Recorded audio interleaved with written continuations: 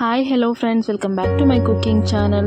Friends, ನಾನಿವತ್ತು ನಿಮ್ಮ ಜೊತೆ ಶೇರ್ ಮಾಡ್ಕೊಳ್ಳೋಕೆ ಬಂದಿರೋಂಥ ರೆಸಿಪಿ ಬಂದುಬಿಟ್ಟು ಅವರೆಕಾಳು ಹಿಟ್ಕಿದ ಸಾಂಬಾರನ್ನ ಹೇಗೆ ಮಾಡೋದು ಅಂತ ಶೇರ್ ಮಾಡ್ಕೋತಾ ಇದ್ದೀನಿ. ನೋಡಿ, ನಾನಿಲ್ಲಿ ಅವರೆಕಾಳನ್ನ ನೈಟೆಲ್ಲ ಫುಲ್ಲು ನೆನೆಸಿಟ್ಕೊಂಡು ಈ ರೀತಿ ಮೇಲ್ಗಡೆ ಇರುವಂಥ ಸಿಪ್ಪೆನೆಲ್ಲ ಈ ರೀತಿ ರಿಮೂವ್ ಮಾಡಿ ಈ ರೀತಿ ಕಾಳನ್ನ ರೆಡಿ ಮಾಡಿ ಇಟ್ಕೊಂಡಿದ್ದೀನಿ.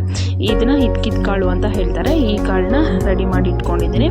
ಈಗ ಇದನ್ನು ಸಾಂಬಾರು ಯಾವ ರೀತಿ ಮಾಡೋದು ಅಂತ ನೋಡ್ಕೊಂಡು ಬರೋಣ.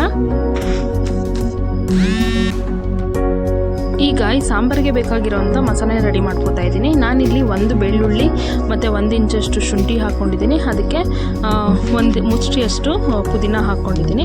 ಅದ್ರ ಜೊತೆಗೆ ಚಕ್ಕೆ, ಸ್ವಲ್ಪ ಲವಂಗ, ಮೆಣಸು ಹಾಕ್ಕೊಂಡಿದ್ದೀನಿ. ಮತ್ತು ಖಾರಕ್ಕೆ ಇಲ್ಲಿ ನಾನು ಒಣಗಿದ ಮೆಣಸಿನ್ಕಾಯಿನ ಯೂಸ್ ಮಾಡ್ತಾ ಇದ್ದೀನಿ. ಇಲ್ಲಿ 4 ರಿಂದ 5 ಹಾಕ್ಕೊಂಡಿದ್ದೀನಿ. ಅದ್ರ ಜೊತೆಗೆ 3 ಬ್ಯಾಡಗಿ ಮೆಣಸಿನ್ಕಾಯಿನ ಹಾಕ್ಕೊಂಡಿದ್ದೀನಿ. ಮತ್ತು ಈಗ ಅದ್ರ ಜೊತೆಗೆ ಸ್ವಲ್ಪ ಕಡಲೆ ಹಾಕೋತಾ ಇದ್ದೀನಿ. 1-2 ಸ್ಪೂನ್ಗಿಂತ ಸ್ವಲ್ಪ ಜಾಸ್ತಿ ಹಾಕ್ಕೊಂಡಿದ್ದೀನಿ. ಈಗ ಅದ್ರ ಜೊತೆಗೆ 1 ಕಪ್ ಆಗುವಷ್ಟು ತೆಂಗಿನಕಾಯಿ ತುರಿನ ಹಾಕೋತಾ ಇದ್ದೀನಿ. ತೆಂಗಿನಕಾಯಿ ತುರಿ ಆದಷ್ಟು ಸಾಂಬಾರು ಕ್ವಾಂಟಿಟಿ ಜಾಸ್ತಿ ಬೇಕು ಅಂದರೆ ತೆಂಗಿನಕಾಯಿ ಕ್ವಾಂಟಿಟಿನ ಜಾಸ್ತಿ ಮಾಡ್ಕೊಳ್ಳಿ. ನಾನಿಲ್ಲಿ ಒಂದು ಸ್ಮಾಲ್ ಕಪ್ ಮೆಜರ್ಮೆಂಟಲ್ಲಿ 1 ಕಪ್ ಇದೆ, ಅದು ಅಷ್ಟನ್ನ ಹಾಕೋತಾ ಇದ್ದೀನಿ. ಈಗ ಅದ್ರ ಜೊತೆಗೆ ಟೊಮೆಟೊನ ಕಟ್ ಮಾಡಿ ಹಾಕೋತಾ ಇದ್ದೀನಿ. ನಾನಿಲ್ಲಿ 2 ಟೊಮೆಟೊನ ಹಾಕೋತಾ ಇದ್ದೀನಿ, ಮೀಡಿಯಮ್ ಸೈಜ್ ಟೊಮೆಟೊ. ಇದನ್ನೆಲ್ಲನೂ ಈಗ ಗ್ರೈಂಡ್ ಮಾಡ್ಕೊಳ್ಳೋಣ. ಅದಕ್ಕೂ ಮುಂಚೆ ಸ್ವಲ್ಪ ಕೊತ್ತಂಬರಿ ಸೊಪ್ಪನ್ನ ಹಾಕ್ಕೊಂಡ್ಬಿಡ್ತೀನಿ. ನೋಡಿ, ಇಷ್ಟು ಸ್ವಲ್ಪ ಕೊತ್ತಂಬರಿ ಸೊಪ್ಪು ಹಾಕ್ಕೊಂಡಿದ್ದೀನಿ. ಈಗ ಇದನ್ನೆಲ್ಲ ಹಾಕ್ಕೊಂಡು ನುಣ್ಣಗೆ ಆದಷ್ಟು ಗ್ರೈಂಡ್ ಮಾಡ್ಕೊಳ್ಳೋಣ. ನೋಡಿ, ಈ ರೀತಿಯಾಗಿ ತುಂಬ ನುಣ್ಣಗೆ ಮಾಡ್ಕೊಂಡಿದ್ದೀನಿ. ಈಗ ಒಗ್ಗರಣೆಗೆ ಹಾಕೋತಾ ಇದ್ದೀನಿ. ಒಗ್ಗರಣೆಗೆ 2 ರಿಂದ 3 ಟೇಬಲ್ ಸ್ಪೂನ್ ಆಗುವಷ್ಟು ಆಯಿಲ್ ಹಾಕ್ಕೊಂಡಿದ್ದೀನಿ.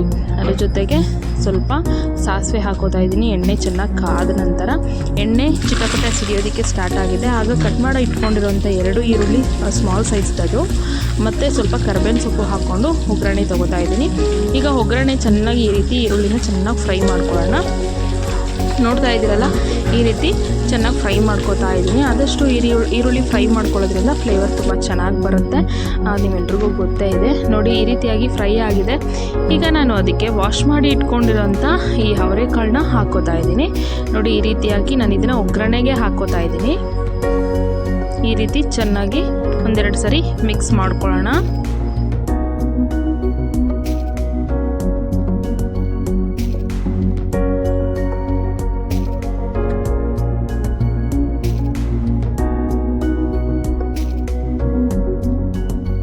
ಕಾಳು ಹಾಕ್ಕೊಂಡು 1-2 ನಿಮಿಷ ಅದು ಒಗ್ಗರಣೆಯಲ್ಲಿ ಚೆನ್ನಾಗಿ ಫ್ರೈ ಆಗಬೇಕು. ನಂತರ ಇದಕ್ಕೆ ನಾನಿಲ್ಲಿ ಸೀಮೆ ಬದನೆಕಾಯಿ ಹಾಕೋತಾ ಇದ್ದೀನಿ. ಇಲ್ಲಿ 1 ಸೀಮೆ ಬದನೆಕಾಯಿನ ಈ ರೀತಿ ಸ್ಮಾಲ್ ಪೀಸಸ್ ಆಗಿ ಕಟ್ ಮಾಡಿ ಹಾಕ್ಕೊಂಡಿದ್ದೀನಿ. ಇದ್ರ ಜೊತೆಗೆ ನೀವು ಬೇಕಿದ್ರೆ 1 ಆಲೂಗೆಡ್ಡೆ ಬೇಕಿದ್ರೂ ಹಾಕ್ಕೋಬೋದು. ಅಷ್ಟು ಬಿಟ್ಟು ಬೇರೆ ಯಾವುದೇ ವೆಜಿಟೇಬಲ್ಸ್ ಹಾಕಿದ್ರೂ ಈ ಸಾಂಬಾರು ಅಷ್ಟು ಟೇಸ್ಟ್ ಇರೋದಿಲ್ಲ. ಸೊ ಹಾಗಾಗಿ ಇದೆಲ್ಲ ಫ್ರೈ ಮಾಡ್ಕೊಂಡಿದ್ದ ನಂತರ ಈಗ ರುಬ್ಬಿಟ್ಕೊಂಡಿರೋಂಥ ಮಸಾಲೆ ಏನಿದೆ ಅದನ್ನು ಆ್ಯಡ್ ಮಾಡ್ಕೋತಾ ಇದ್ದೀನಿ. ಆ್ಯಡ್ ಮಾಡಿಕೊಂಡು ಒಂದು 5 ಮಿನಿಟ್ಸು ಚೆನ್ನಾಗಿ ಮಸಾಲೆ ಕೂಡ ಈ ರೀತಿ ಸ್ವಲ್ಪ ಫ್ರೈ ಆಗಲಿ. ಈ ರೀತಿ ಚೆನ್ನಾಗಿ ಮಿಕ್ಸ್ ಮಾಡ್ಕೊಳ್ಳೋಣ. ಮುಂಚೆನೇ ನೀರು ಹಾಕೋದೇನು ಬೇಡ. ಒಗ್ಗರಣೆಯಲ್ಲಿ ಅದು 1-2 ನಿಮಿಷ ಚೆನ್ನಾಗಿ ಫ್ರೈ ಆಗಲಿ, ಹಸಿ ವಾಸನೆ ಇರುತ್ತಲ್ವ. ಸೊ ಹಾಗಾಗಿ ನೋಡಿ, ಈ ರೀತಿ ಚೆನ್ನಾಗಿ ಮಿಕ್ಸ್ ಮಾಡಿಕೊಂಡು 1-2 ನಿಮಿಷ ಹಾಗೆ ಸ್ಟವ್ ಮೇಲೆ ಇಟ್ಕೊಂಡಿದ್ದೀನಿ. ನಂತರ ಈಗ ಅದಕ್ಕೇ ಧನಿಯಾ ಪೌಡರ್ ಆ್ಯಡ್ ಮಾಡ್ಕೋತಾ ಇದ್ದೀನಿ. ನಾನಿಲ್ಲಿ ಈ ಸ್ಪೂನ್ ಮೆಜರ್ಮೆಂಟಲ್ಲಿ 1 ಸ್ಪೂನ್ ಹಾಕ್ಕೊಂಡಿದ್ದೀನಿ. ಹಾಕ್ಕೊಂಡು ಈ ರೀತಿ ಒಳ್ಳೆ ಮಿಕ್ಸ್ ಕೊಡೋಣ. ನೀವು ಬೇಕಿದ್ರೆ ಗರಂ ಮಸಾಲನೂ ಕೂಡ ಆ್ಯಡ್ ಮಾಡ್ಕೋಬೋದು. ನಾನಿಲ್ಲಿ ರುಬ್ಬೋದಕ್ಕೆ ಚಕ್ಕೆ ಮತ್ತು ಲವಂಗ ಹಾಕ್ಕೊಂಡಿರೋದ್ರಿಂದ ನಾನು ಗರಂ ಮಸಾಲನ ಹಾಕ್ಕೊಂಡಿಲ್ಲ, ಅದನ್ನು ಸ್ಕಿಪ್ ಮಾಡ್ಕೊಂಡಿದ್ದೀನಿ. ಇಲ್ಲ, ನೀವು ಗರಂ ಮಸಾಲ ಹಾಕ್ಕೋಬೇಕು ಅಂತ ಅನಿಸಿದ್ರೆ ನೀವು ಅದನ್ನು ಹಾಕ್ಕೋಬೋದು. ಯಾವುದಾದ್ರೂ ಒಂದು ಹಾಕ್ಕೋಬೇಕಾಗತ್ತೆ. ಚಕ್ಕೆ ಲವಂಗ ಒಗ್ಗರಣೆಗೆ ಅಥವಾ ರುಬ್ಬಕ್ಕೆ ಹಾಕ್ಕೊಂಡಿದ್ರೆ ಗರಂ ಮಸಾಲ ಹಾಕೊಳ್ಳೋ ಅವಶ್ಯಕತೆ ಇಲ್ಲ. ಹಾಕ್ಕೊಂಡಿಲ್ಲ ಅಂದರೆ ಹಾಕ್ಕೋಬೇಕಾಗತ್ತೆ. ಈಗ ನಿಮಗೆ ಸಾಂಬಾರು ಕನ್ಸಿಸ್ಟೆನ್ಸಿ ಯಾವ ಥರ ಬೇಕು ಆ ಥರ ನೋಡಿಕೊಂಡು ನೀವು ನೀರನ್ನ ಆ್ಯಡ್ ಮಾಡ್ಕೊಳ್ಳಿ. ಇಲ್ಲ ತುಂಬ ಗಟ್ಟಿಯಾಗಿ ಬೇಕು, ಚಪಾತಿ ದೋಸೆಗೆ ಬೇಕು ಅನ್ನೋದಾದರೆ ಸ್ವಲ್ಪ ಗಟ್ಟಿಯಾಗಿ ಮಾಡ್ಕೊಳ್ಳಿ. ಇಲ್ಲ ನಮಗೆ ಮುದ್ದೆಗೆ ಅಥವಾ ರೈಸಿಗೆ ತಿನ್ನೋದಕ್ಕೆ ಬೇಕು ಅನ್ನೋ ಥರ ಆದರೆ ಸ್ವಲ್ಪ ಸಾಂಬಾರು ಥರ ಸ್ವಲ್ಪ ನೀರಾಗೆ ಆ ರೀತಿಯಾಗಿ ಮಾಡ್ಕೋಬೋದು. ನಿಮಗೆ ವಾಟರ್ ಆ್ಯಡ್ ಮಾಡ್ಕೊಳ್ಳೋದು ಅದು ನಿಮಗೆ ಬಿಟ್ಟಿದ್ದು.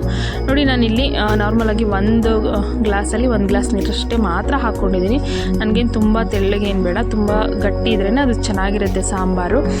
ಹಾಗಾಗಿ ನಾನು ಇಷ್ಟು ಮಾತ್ರ ಹಾಕ್ಕೊಂಡೆ. ಈಗ ಹಾಕ್ಕೊಂಡು ನೋಡಿ, 1 ಗ್ಲಾಸ್ ಮಾತ್ರ ಹಾಕ್ಕೊಂಡೆ. ನಾನು ರುಬ್ಬಿರೋ ಜಾರಲ್ಲಿ ಅರ್ಧ ಗ್ಲಾಸು ಮತ್ತು 1 ಗ್ಲಾಸ್ ಎಕ್ಸ್ಟ್ರಾ ಹಾಕ್ಕೊಂಡಿರೋದು. ಈಗ ಅದ್ರ ಜೊತೆಗೆ ರುಚಿಗೆ ಎಷ್ಟು ಬೇಕೋ ಅಷ್ಟು ಉಪ್ಪನ್ನ ಕೂಡ ಹಾಕ್ಕೋತಾ ಇದ್ದೀನಿ. ಹಾಕ್ಕೊಂಡು ಈ ರೀತಿಯಾಗಿ ಒಂದೊಳ್ಳೆ ಮಿಕ್ಸ್ ಕೊಡ್ತಾ ಇದ್ದೀನಿ. ಸಾಂಬಾರು ಚೆನ್ನಾಗಿ ಕುದಿ ಹತ್ತಿ ಮತ್ತು ಅದು ಚೆನ್ನಾಗಿ ಬಾಯ್ಲ್ ಆಗಬೇಕು. ನಾವು ಹಾಕಿರೋವಂಥ ಮಸಾಲ ಇಂಗ್ರೀಡಿಯೆಂಟ್ಸ್ ಎಲ್ಲ ಚೆನ್ನಾಗಿ ಬಾಯ್ಲ್ ಆಗಬೇಕು. ನೋಡಿ ಕುದಿಯೋದಕ್ಕೆ ಸ್ಟಾರ್ಟ್ ಆಗಿದೆ. ಆಲ್ರೆಡಿ ಕಲರ್ ಕೂಡ ಚೇಂಜ್ ಆಗಿದೆ.